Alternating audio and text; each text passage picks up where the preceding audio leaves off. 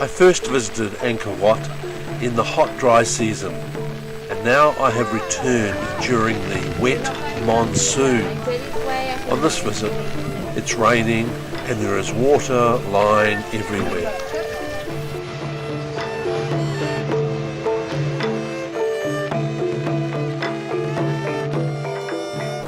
Early in our visit, we see one of the most impressive features of Angkor. This is the decorative bas-relief friezes, which stretch along 4 long gallery walls. The bas-relief depicts scenes from various Hindu epics and show battles, royal processions, and heavenly scenes. One expert describes this as the greatest known linear arrangement of stone carving in the world. And that is easy to believe as you walk along the galleries.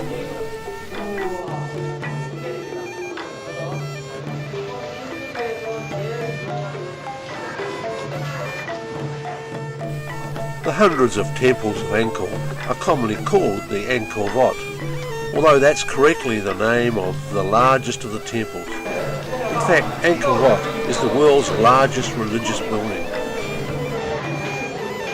Beginning in the 9th century, a succession of Cambodian kings each tried to better the temple built by their predecessors. In the 13th century, the Khmer Empire began to decline, and with it, the decline of temple building as well. One advantage of visiting the temple complexes during the monsoon season is the way in which the moss has developed a vivid greenness.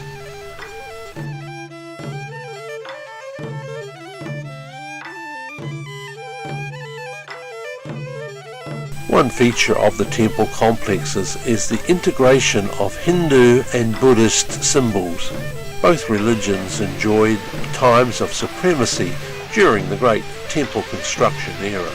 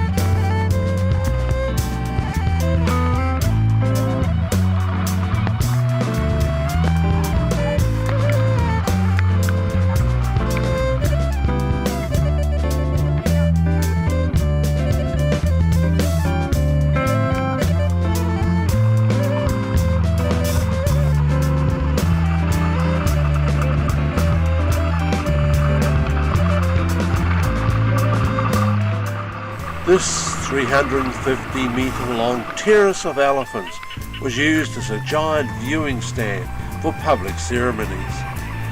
It was also the base for the King's Grand Audience Hall.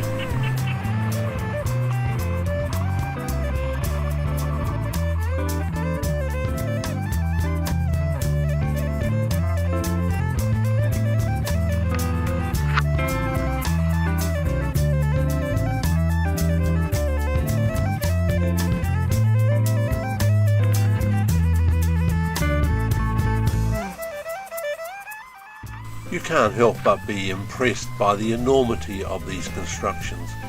How many thousands of workers were involved in building them? And how long did construction take?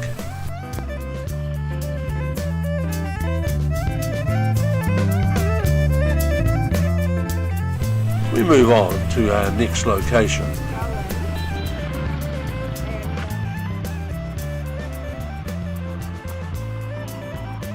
Bayon is one of the great and famous temples of the Angkor complex.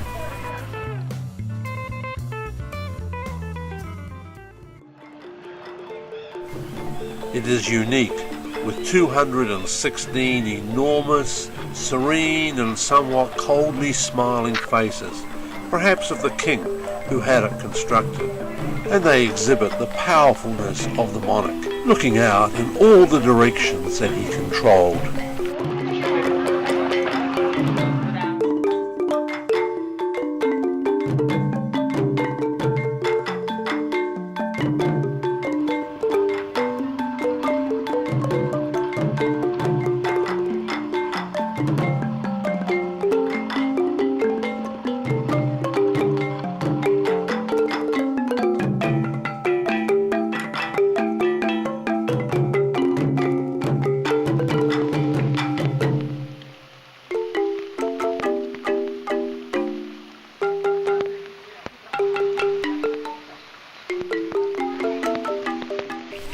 with trees growing out of its temple walls, Phra Prom has become famous.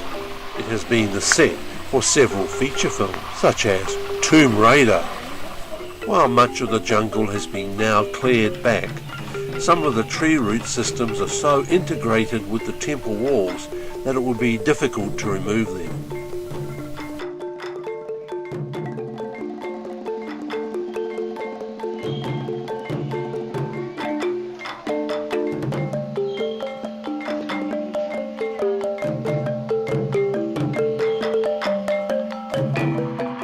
It's impossible to do justice to the temples of Angkor in just one day's visit.